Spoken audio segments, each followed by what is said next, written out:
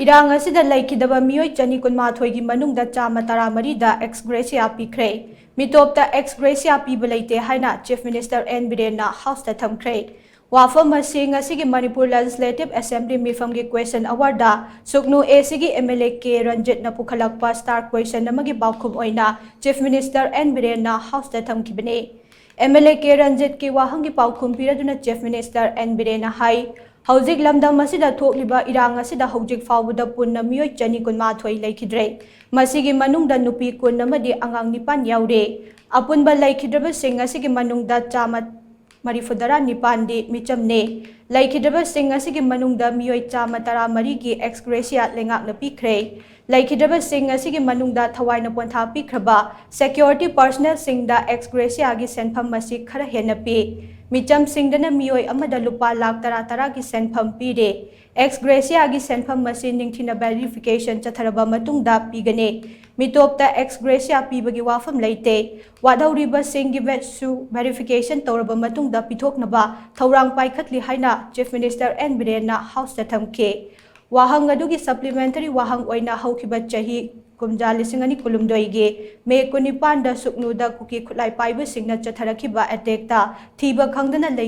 leirakkhibadage chahi adugi July kulumdoida pangong na mahut senduna aroiba mathau manga pangthokhrabagi tungda chahi asigi January 13 da charu polang oina fangkhiba ngangom nebigi pidana leiriba ex Gratia gi senpham imung manungda sinanaba MLA K Ranjit na House da pukning chingsinke Maduda Chief Minister BIREN ngangom nebigi ex Gratia gi senpham madu lakliba numit mari mangani asida leikhidrabagi imung manungda sinaragani haina thajaba pikhe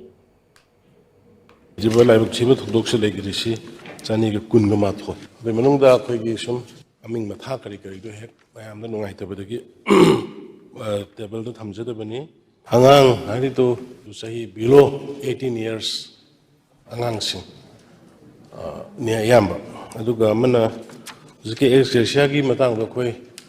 center de gisu mateng panga I kari pangtin aduga togudabu ex Gratia du tongana khoi center de gi si state de gi si na di sachadre